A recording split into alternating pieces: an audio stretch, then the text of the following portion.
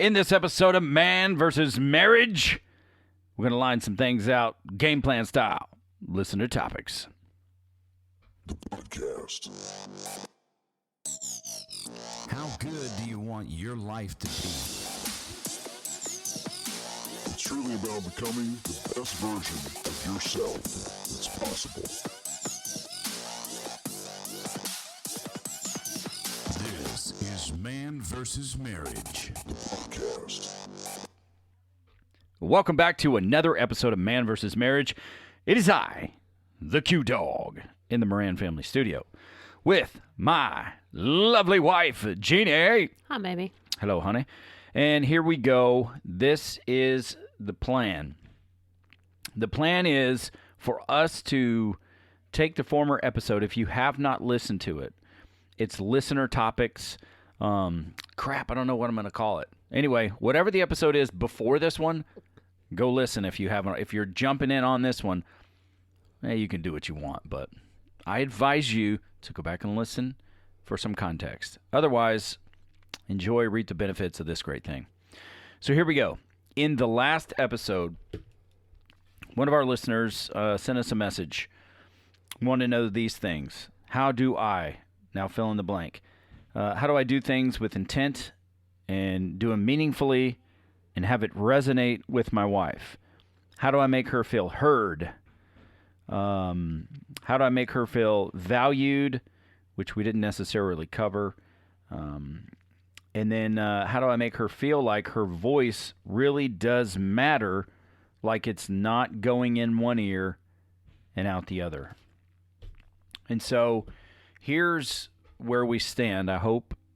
Go ahead and listen, but then at some point, come back, listen again with a pen, a piece of paper, unless it's safe for you to just go ahead and get your phone out and make notes. This is where it is. The things I really need for the both of you to establish start here. Now, Jeannie and I, as is usual with us, we say things one way, and she's saying things another way, and we mean the same thing, but they don't say the same thing. Such as life. She don't think like you. No, Lord, no. And in some ways, I am so thankful. So I said it's very important to establish this as a beginning. I love you. I want you. I want us. And then Jeannie one-upped me and said, more than I want you, I choose you. I choose us. And saying them out loud, I think I go with choose. It's better. So you win this one, woman. I wasn't trying to win. I just think when you want something, it's great. But when you choose something, that's when you're determined to do whatever it takes to have it, to keep it. Yeah, I guess for me, when I want something, I've made the choice already. But that doesn't mean everybody Thinks that way. So that's why I think it's better there. You choose. And look, today you choose to love your wife. Today you choose to love your family. You got to choose it again tomorrow. Mm-hmm. It's an everyday choice. Every day. And that may seem like a lot of work, but it's not. It's not. It's not as much work as the alternative. It's not as much work just doing things intentionally, doing things on purpose, with a purpose, for a purpose. Anyway, let's get to it. So, establish this. I love you. This is both of you. I choose you, and I choose us. And then you go to the next step, and it's like, I'm willing to ... whatever this thing looks like. Now, here's something. This is an understanding I want you both to establish as well. You can't fix it all at once. No. You just can't. Jocko Willink has a really good saying. You know, he's a military guy. Prioritize, execute. That, to me, makes the most sense. Now, I'm a guy that'll try to get too many things going at once. And, yep, she's shaking her head. probably not only in life, but also, anyway, there's like a method I've learned from the company I work for, which I think is very valuable, which is go narrow, go deep. Go narrow. Don't try to spread out too thin. Focus your efforts on 1 or 2 or maybe 3 at a maximum areas where you can improve, and then go deep. You're going to go in there. You're going to get down in the mud and figure out what it is that you're working with. You just want to identify where are we. So go narrow, go deep. It's the same philosophy if you've watched The Patriot with Mel Gibson. Aim small, miss small. And then define what is the priority for you both. In this case, the examples given are the things that he's doing. He wants them to be recognized by her. He wants them to resonate with her. So the things he's doing, he wants her to see his intent, and he wants them to be meaningful, and he wants them to resonate. Now that's a priority for him. And that's a priority for him to make him feel, and if I'm misspeaking, he will let me know, to make him feel like what he's doing matters to her. So in turn, she will understand that she matters to him. The family matters to him. Yeah, there's a flip to that because he keeps asking, what can he do to make her feel valued? What can he make her do to make her feel heard?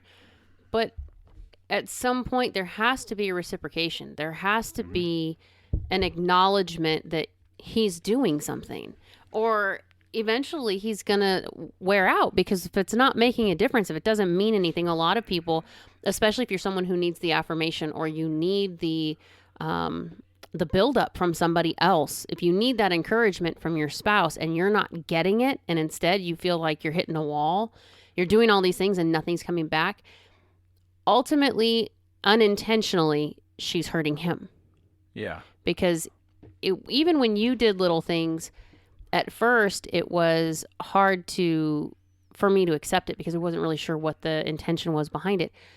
But then when I found out that your number one at the time, it's not now, but at the time was words of affirmation, because you were trying to put a value to yourself. You were trying to feel like what you were doing mattered to someone, but especially that it mattered to me. I had to switch what I was doing. Yeah. I had to make sure that I acknowledged when you did something for me, or if you were having a crap day and something was going wrong, I made it my intention to tell you, I know this is crappy, but understand I appreciate you going to work every day. I appreciate what you're doing for us. I know this isn't easy for you, but know that, we appreciate everything. Letting you know that I had value in your time and your effort made a huge difference.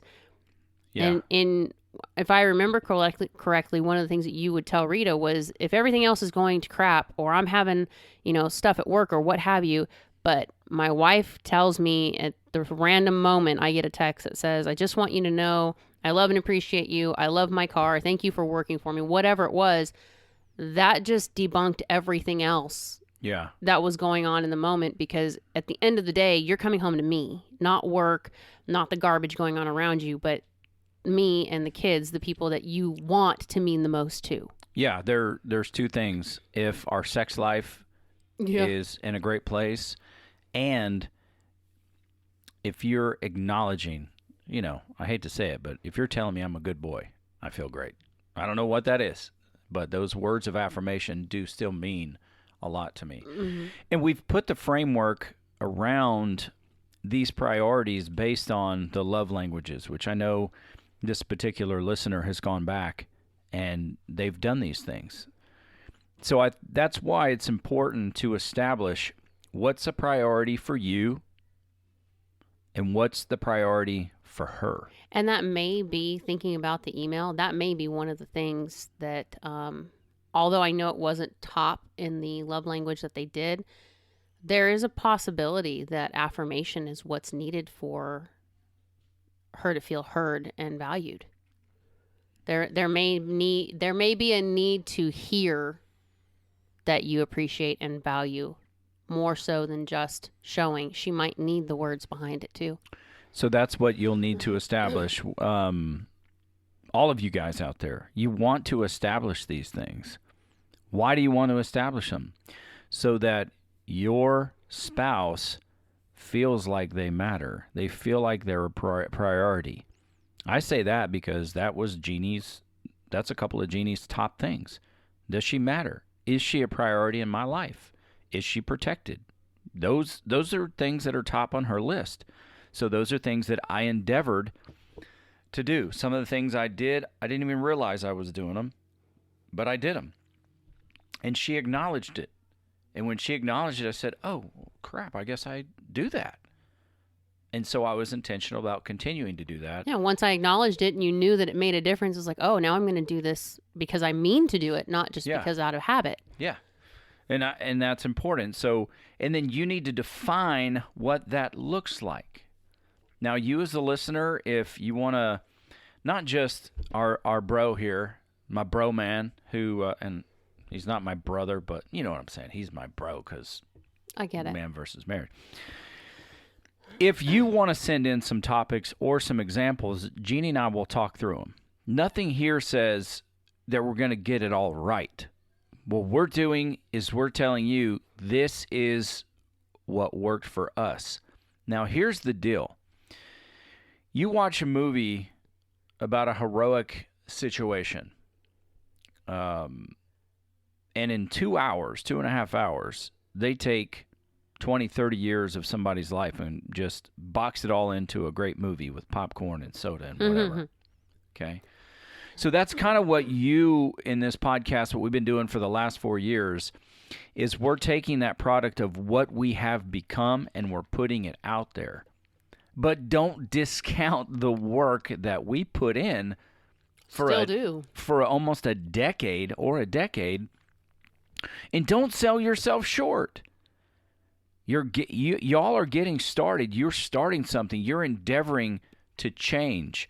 That is a major situation. People don't change. They take the path of least resistance. We hold grudges. We get petty. We do things like this. This is just, for some reason, human nature.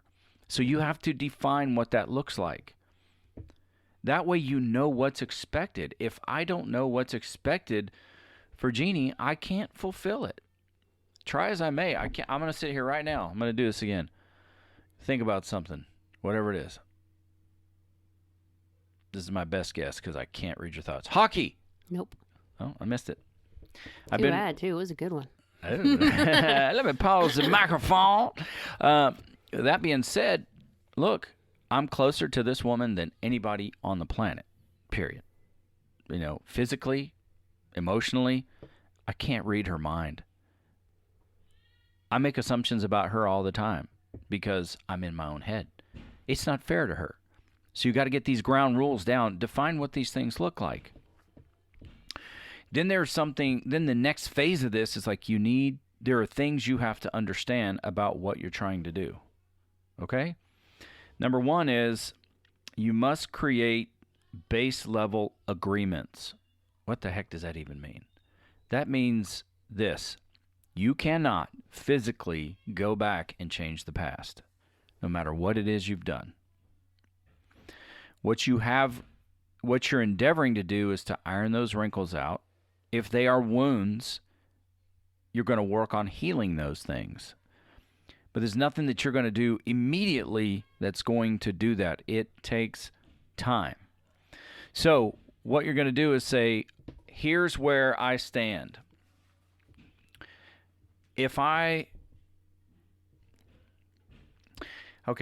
let me try it this way. Here's the base level agreement for us.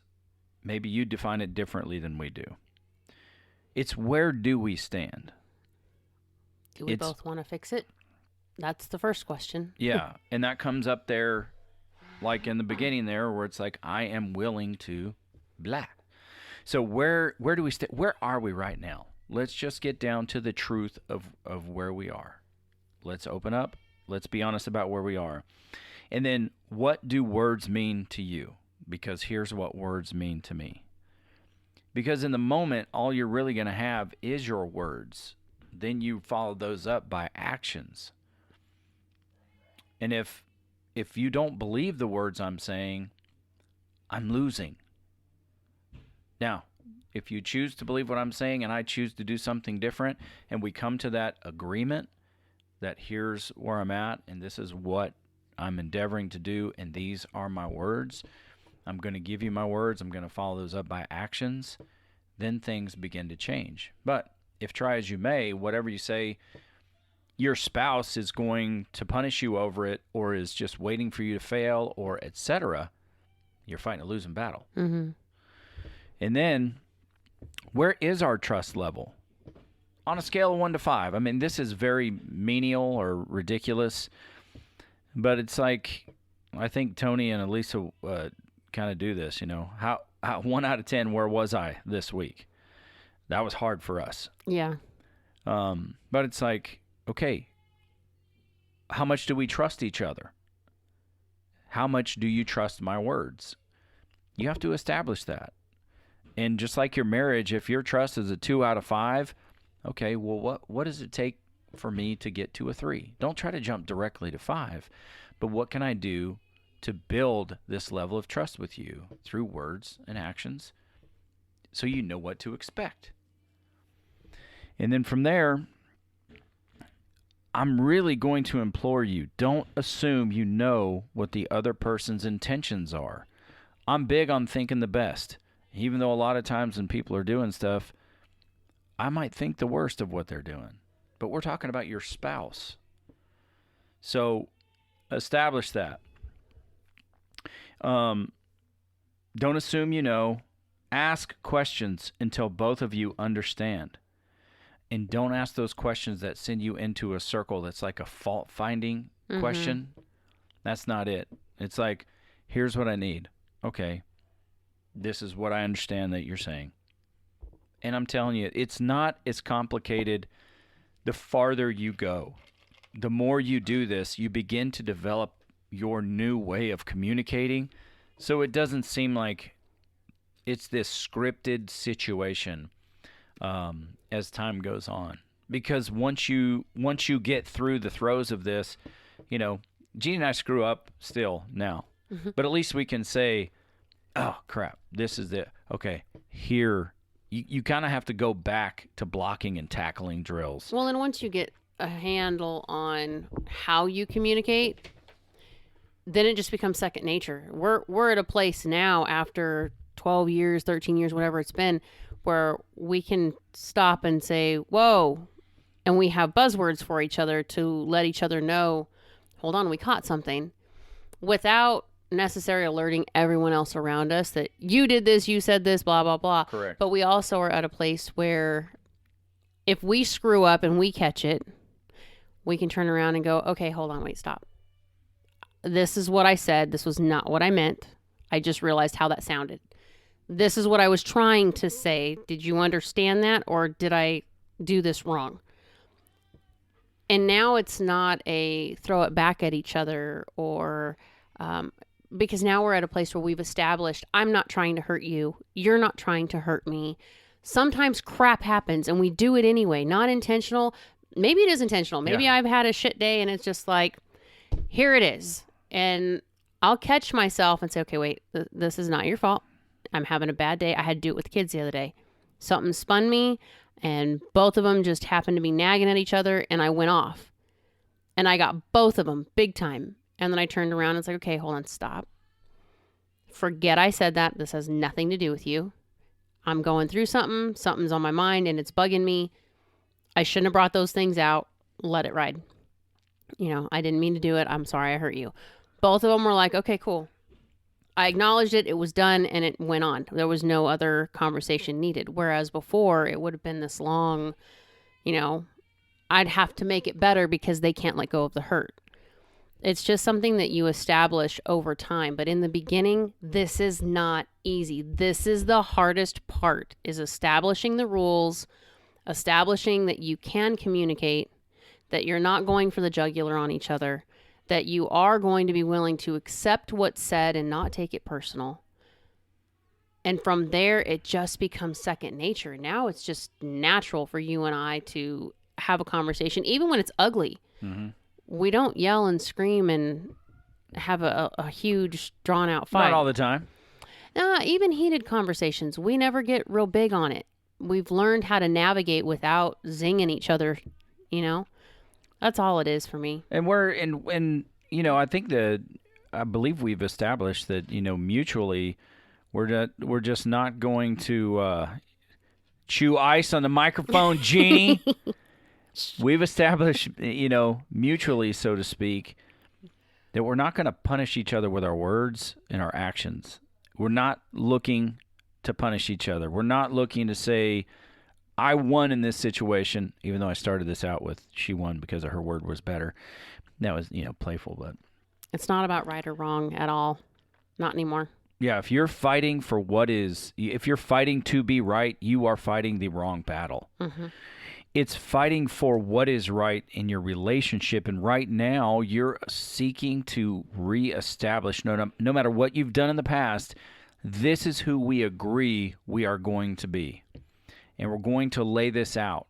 And not only are we going to lay it out, we're going to connect once a week to talk about how you're feeling, to talk about how I'm feeling about the situation, to talk about our relationship, so that you are getting from this what it is that you desire. What do you need to make you feel A, B, C? And then understand this, which I didn't recognize until we began to have this conversation. It's something I knew, but I didn't recognize it until we talked about it, which is people change at different paces. Mm-hmm. Now, see, I knew that already, but it was kind of an aha moment for me to say, when you were crying, in the chair, saying, I need you, we need you here. Because I changed in that moment, because I did, it doesn't mean that you did. Mm-hmm. And that is okay. But at least we got on the same path and we started rowing the boat in the same direction. And that kind of brings me to the next piece of this is nobody's perfect. So allow for failure, allow for forgiveness, but try to stop expecting your spouse to fail. When you've reestablished these new lines of communication and what you are choosing to do with one another, when you bring that attitude to the table, like, oh, I knew you were going to screw up. It's what you've always done. You always. That is not rowing in the right direction. No, and if you really honestly think about it, it's okay to fail as long as you learn. Mm-hmm. If you fail and you continue to fail because you're not changing anything, you're not learning anything. But if you screw up, own it, move forward, try again. But your spouse or I have to be willing to allow you to get back up, learn from it, and try again, and not hold you accountable to what just happened. Not go back and say, well, you did this last time, so you're going to do it again. That is one of the hardest parts of getting through this, is getting rid of the old expectation. Correct.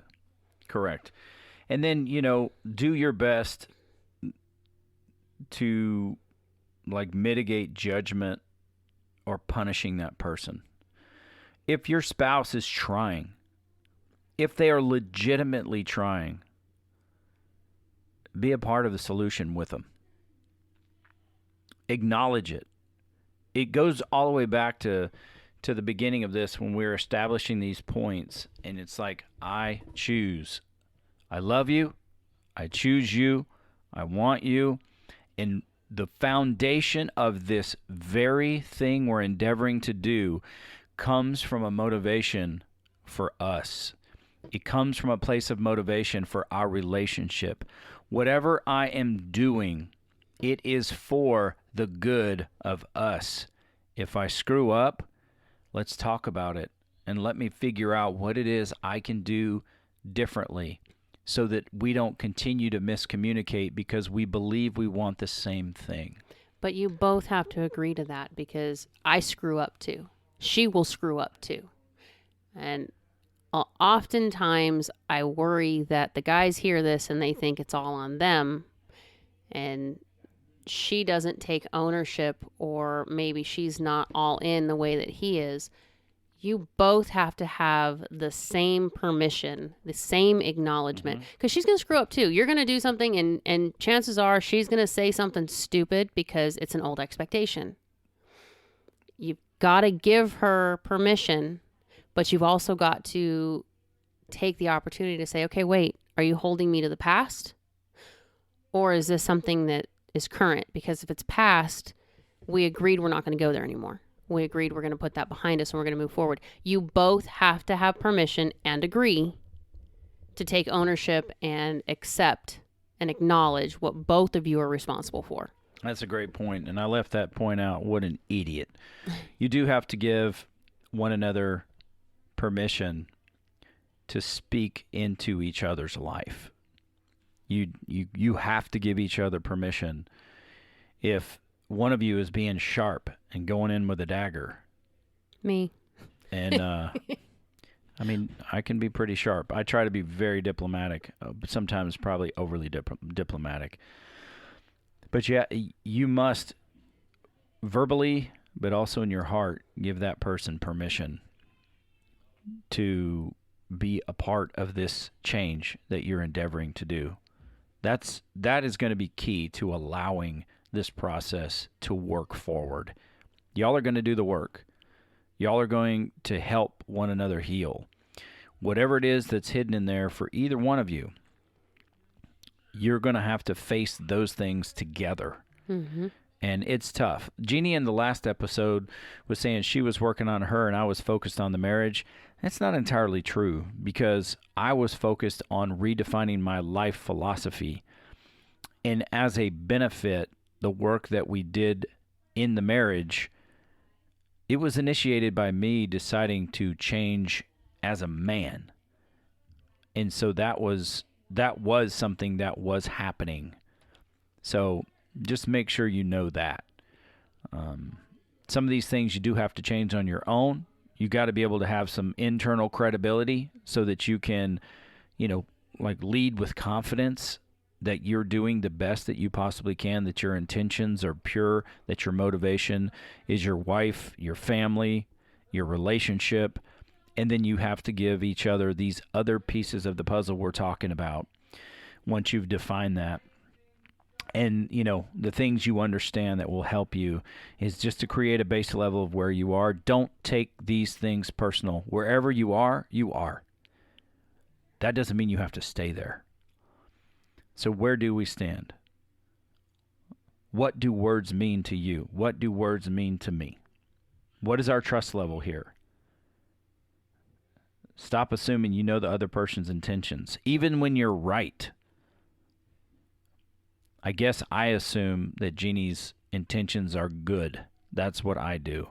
And if I have a question, I go to her and we talk about it. Mm-hmm.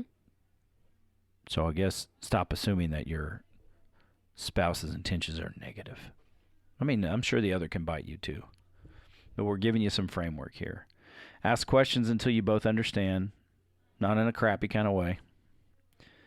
Not in a Karen sort of way. Ha ha ha. Acknowledge where you are now. Understand people change in different paces. Allow for failure. Try not to expect it. Try not to work with judgment and punishment, but know that you are both working towards the same thing. And then check in weekly. Sometimes things are going to be so prioritized, maybe hurt so bad, that you have to do it in the moment. But give one another permission to speak, not to assume, not to attack, but to work hard on behalf of what is right for your relationship and not to make yourself right in an argument. Because then there's a loser. And I don't want my wife to feel like a loser emotionally. There you go. There you go. All right. That's us. That's his game plan-esque type episode for a show. I'm not sure what I'm going to call it. I know it's a listener topic, so that'll be in there somewhere. So don't play hate. I'm going to get it right. All right, my peeps. That is Jeannie Moran. I am Quincy Moran, and this is Man versus Marriage. The podcast. How good do you want your life to be? You gotta live on purpose, for a purpose. It's truly about becoming the best version of yourself that's possible. This is Man vs. Marriage, the podcast.